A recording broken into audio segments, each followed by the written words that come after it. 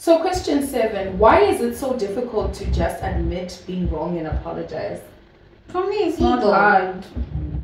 For me, it's not hard, I guess. If I know I'm wrong, I will apologize. If you give me like the reasoning behind what I have done, and I can see like, sure, yeah, this is messed up, I actually apologize. And even if I think that I'm right, it's very hard to like apologize, of course, but I try to like stand in the other shoes of the person 100%. to see like maybe it's the way I phrased my sentence that made them angry and all that. But for me in general, I don't think it's hard for me to apologize. Can you do think it's hard for me to apologize? Or for you? Yeah. No, I don't think so. See, I just feel like if you're dealing with a person who's healthy, is this a healthy relationship that we're talking about? It should be so easy to apologize. Yeah. But if we're in a toxic relationship, it's not going to be easy for me to apologize because I'm toxic. I'm going to want to show you that I'm the one with the upper hand. I'm the alpha female. I am the one. I'm the girl. You don't make me apologize or make me, because this is a toxic relationship. But then if you're following, for me personally, for me, I wouldn't say that it's pride, but it's like when I'm heated, like in the moment, it's hard for me to say sorry. Like when I'm so heated, I want to cool down a little bit. Yeah. I want to take time, then I come later. But it doesn't also just come like that. Like it's hard, guys. It's just hard to say sorry. Yeah. It's the pride. The effect of like putting myself, like letting my guard down. Yeah. To just come to you and tell you sorry. Yeah. Or something. Yeah. Something he did or something you did. I think Either way, I don't So know. you are failing to apologize when it's your fault. No, that's what I'm saying. Like I need time to humble for me. yourself. Yeah, I need time. Like it doesn't just come like that. If otherwise, like for me, so you need the time to process the whole event and for then me, like, see your most mistake. times when it comes so like quick and easy, I don't mean that. Oh, like now I know. Yeah. Now I know. Sorry. She's like, sorry, Annie. No. So It's different. It's different when I step on your foot, right? It's different when I say sorry. Literally. Because, okay, I'm saying sorry, but if you're like you want me to process it, there's a time that I can actually. You know what, Yana? I can't. Like I stepped on your feet the other time, and I'm so sorry about that. That means that like I've processed it and I've humbled myself and come back to you and said, you know. I'm so sorry. So I feel like what you're saying is, women are basically different. You know, like Kathy's saying that she's a woman who needs to like give her space to analyze and like go through the whole events that happened. Then she can see where she's wrong and then she apologizes to you. Not that she's not going to apologize, but she just needs the time to see that, oh, Kathy, you were wrong, apa, so then she's able to apologize. Yeah, and like I think I'm someone who likes to ask questions. I like to know the reasons for even everything that you do. I want to know first before I just say, okay, I'm sorry. As the engineer that she is, you know, like I want to know where is it coming from. I really want to understand. Why do girls or ladies pretend they like good guys, but on the inside they like the bad ones? Give us an example, man. That is the question that I the like person I I like feel chick boys. It's generalizing women because I'm not in that category. Okay, he feels like I've never actually liked a bad boy. Like literally, I kid you not. Like I've never actually been like, oh my gosh, I'm actually excited to date this bad boy. If there was like a good guy and a bad boy, I wouldn't literally be like, Kathy, we've been together in high school. Like yes, I was with that guy, but then it wasn't like I was like, oh my gosh, he's a bad boy, so I want to be with him. I'm always saying it. I pray that my husband is the kindest man on earth. The kindest, the sweetest guy. So I am not part of those ladies, but I'm going to try my best and understand what the question is saying. That these women are looking for excitement. adventure, being kept on their toes. Yeah. And bad boys do that. Bad boys keep you like, oh my gosh, she's talking to this other girl. Look at her, what she looks like. You're stalking her Instagram or her social media, you know, because you want to be kept on your toes. But for some of us, we want our toes on the ground, flat on the ground, stability. I want to go to. Do you understand the flex where you go to sleep knowing that this person loves me? Wholeheartedly, and not even an ounce of their heart even just like, you know, I'm playing with Yana. Guys, I don't need a drama. I really don't. I don't. So it's a situation where it's like they're looking for excitement. Yeah. You know? Excitement in a relationship. But who said nice guys aren't exciting? Yeah, that's the you know what I mean? Exactly. Like, I don't understand. For me, let me say it. I didn't want to say it. Like, for me, I find chick boys boring. Yeah, that's what I was about to say. Like, I'm not saying that. I'm not saying that I don't love people that know God or something like that. But I mean, like, I want somebody, okay, that just goes to church. Like, someone who knows God goes to church. But I mean, like, those ones who are, committed. Like, maybe, for example, praise and worship. For example, this pastor-like and, you know, this kind of thing. Like, for me, I find them boring. For me, I find them boring. Like, where's Shama? Like, you know, okay. Yeah, I would say that, like, for example, like, maybe if you're an outgoing person, you meet this kind of people, like, people and stuff like that, you'd rather, like, feel like you have to, like, lower your standards a little bit, you have to tame down a little bit so that the guy doesn't feel like, oh, like, you're like, this girl, she's too much. You know, I don't want to be too much for my person. I want to be like, you know, that person gets me. I don't want this thing of like, oh, like this girl, like maybe when you see you dressed up with something, you're like, this girl, I think she's too much. Right. You're gonna embarrass. You're gonna cause me just. You get. I would, that's why I would say. But I know it's a stereotype that they are boring. I know there are some that are certain. And there are some that are actually bad boys in church. Yes. You know. Heartbreakers. Yes. Well, like if you see them preach here, you fall down. Yeah? But when you see them like somewhere else, you like, oh, hell broke lips. Wow. You're like, yo, really, really. Okay, so for me, what I understand from this question, it's like you would rather have a good guy, but then for some reason, maybe you leave that good guy for a bad guy or something like that. Or if you were given the choice of choosing between the good and the bad, you choose the bad, right? So I think that, because I've had someone say like, I have this guy, he's really good, he's so sweet, he buys me flowers, but guy doesn't even have life, you know? It's like everything is stable, like what you want, you understand? So the person just wants the excitement of not knowing like what does tomorrow hold? Are we going to break up? Is this just a fling or whatever? So maybe I just feel like, you know, like what you're saying, it's just making me think of a person who doesn't really look for stability. You're looking for adventure and like what I'm saying. Like, I just feel like maturity is realizing that you are people who are evolving. So if you are with your person who's a great guy, who's nice, he's teachable. That's what I'm expecting, to be with someone who is like flexible, basically. Like, oh, let's go to this, let's do this, let's exactly. You know what I mean? That's what I'm not literally saying that. You know, the thing is, certain church guys think that, oh, if we have fun, we're going to sin. But which fun are we talking about? Do you get what I mean? So it's a situation whereby you want to be with a person who's flexible, who wants to do life with you. Having fun does not mean sin. Like, maybe we should dilute that notion that if we're having fun, we're sinning. No. Let's go and have a party with Jesus, a Bible study date. Like, there's so many things to do. Especially like when with me, the countless things that I can't wait to do with my partner. But then, you know, it's just be someone who is exciting yourself. Don't being a follower of Christ doesn't mean you're boring. It does not equate that. People think that following Christ is boring. It's actually not. It's actually not. God is creative. I mean, look at the world that we're living in. You know what I mean? So it's a situation where you just want to be with a partner who's just flexible. Amen. Yes.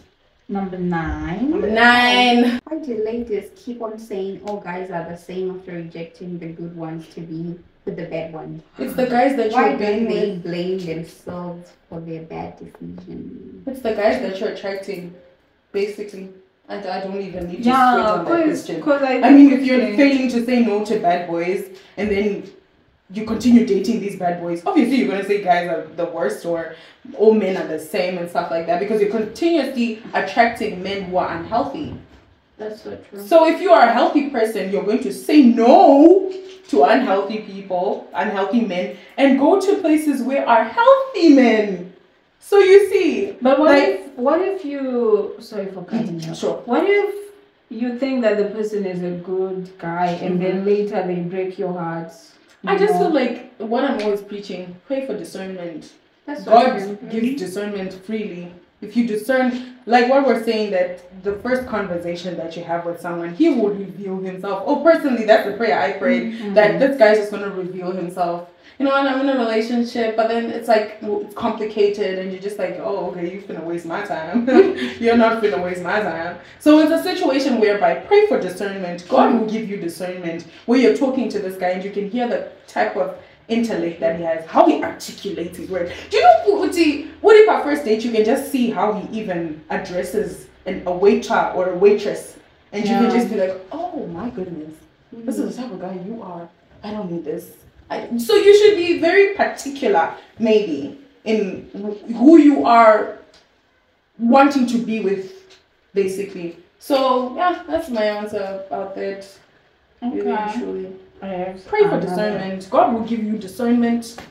I have other questions to ask for that, but like, for example, right? Let's say you were previously in a healthy relationship. Yeah. And then you're trying to get on with a good guy, right? Yeah. But then you bring your insecurities from previous baggage. Yeah. So instead of you like trying to see the person for whom he really is, you're like, oh, this person is trying to hide something, or you're just suspicious, you know, because you have insecurities from your relationship. You great advice? Yeah. After you've come from an unhealthy relationship, get into a season of singleness where you are completely depending on God to heal you. Because, honey, all these other things will not heal you from these past traumas that you encountered being with this unhealthy person. Only Jesus can.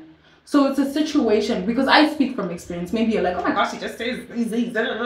I speak from experience.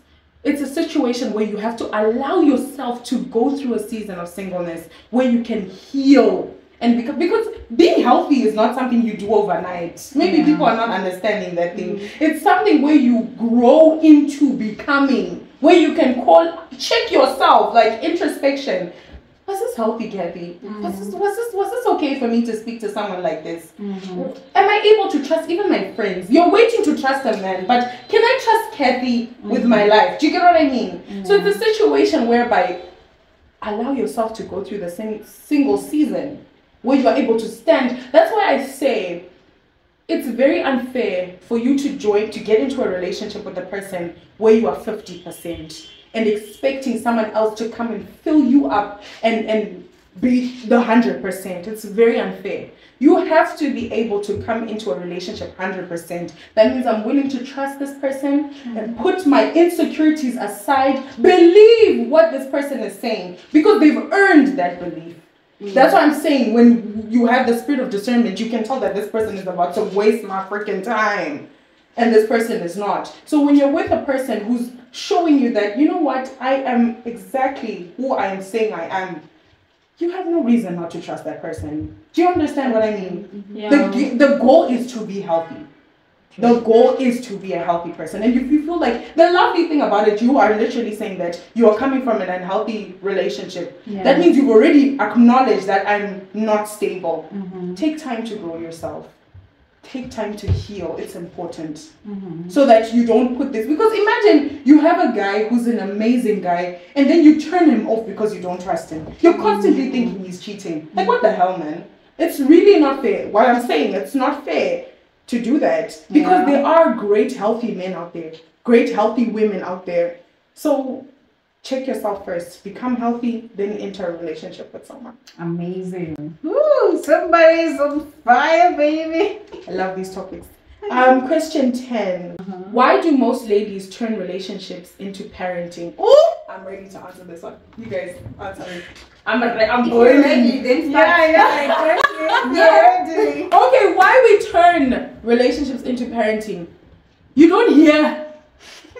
You don't listen. You know that things come in here and they go out there. That's why we become your mothers. Because we're simply saying a simple thing and you can't understand. And remember, I had an ex where he'd be like, you tell him how you feel, then he'd be like, I'm so sorry, Yana, I did not know you felt that way. What do you mean? I've been saying the same thing 20 times and you're telling me you don't know what I mean. Oh my goodness, I'm telling you. So in situations whereby we tell you something and you don't listen, it makes us your mothers now, because you're failing to hear us. You're failing to take something so simple and change. Wow. But then, once again, a guy changes for the woman that he loves. If he's not changing for you, you're not the one. Kathy, do you have something to say? What? Kathy, On this one, I'm cool. Really? But I just feel like it's not everyone. It's not anybody's right to do the parenting. Right. Yeah. Let the person, if like they're not like acting right or something like that, let them have their time to grow. Then they come back later. You know. Also, they need to grow. Yeah. We do not have kindergarten relationship. We do not have man-child. You know. Man-child. I should do those responsibilities. My goodness. I'm not here to teach somebody something. You know, there are some things that we say. At the end of the day, that's when you hear, like, maybe when you're trying to tell somebody or you're trying to teach them something, like, no, you need to do this, like, you need to have to do like this and stuff like that. But I'm like, stop acting like you're my mother. Yes, we do not actually want to. Exactly, right? That's why I my goodness. If you actually maybe you don't know into a position like that, I think you just need to do an introspection and say, like, okay, yes, but now let me go back to the kindergarten relationships, you know, whatever. Right? So then I can come to the university one. Nobody's like should have that right to do that. So because we are trying to remove that from the the relationship, because it also like ends up looking like it's so toxic, right? That I can't tell you something why you I can't tell you something once and then you listen. You know? I have to tell you something like 20,000 times. Exactly. It's not fair. Toxicity. Yes. Next one. Question 11. Why do most ladies say they are no serious relationships in China here when they themselves are not serious? They themselves are not serious. Okay. I've never really come across people like that. For me, I've never heard people saying, okay, people are not serious. The ones that I know, maybe they could actually be serious, but maybe things go a different way. But speaking from my own, I would say that let's not stereotype to say there are no serious relationships, because there are people who are getting married. There are people finding their, them missing ribs here in China. Like I almost found that. I'm joking, guys. You almost found it. I'm joking, but I wouldn't say that there are no serious relationships. Because I think it's also the place that you put yourself into. Exactly. Like, where are you available for somebody to see you? You know? It also depends on that. For example, I wouldn't. It's okay. Let me rest my case. Hey. I just feel like what you're saying, there are many serious guys in China. This is my only perspective, but for me it's more of compatibility. He might be so serious, in everything. He's great in all these other areas, but then compatibility, as you can see, Yana is like a lot. So I'm like social butterfly. I'm a social butterfly. So it comes to like, he's an amazing guy. everything. He ticks all these boxes, but then where he's lacking is probably he's just like, yeah, me, we're around people, so why don't you just dim down a bit? Why don't you just, chill? And then that turns me off because it's like, why don't you want me to shine? You found me as being this person. So why is it now you feel the need to want to suppress me and change me, basically? But he's a serious guy. He wants to marry me. He wants to do all these things. But it comes to the smallest things. I'm so particular with the tiniest of things. Catherine knows this. I'm so particular with tiny, tiny things. Yeah. But for me, they're huge because those tiny, tiny things are usually things we just, brush off. But those are actually very, very important things to me. So basically, yeah. Not that they're not there, they are there. But probably you might be like Yana, where it's like compatibility.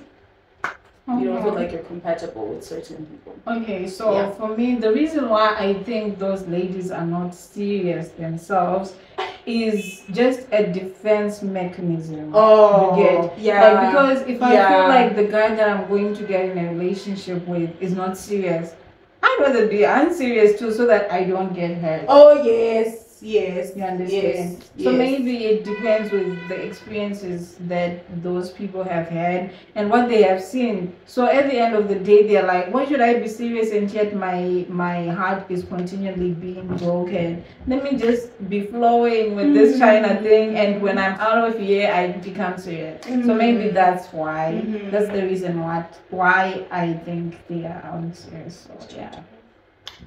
Okay. Next one. What are some things that guys do that they think they are attractive but actually aren't?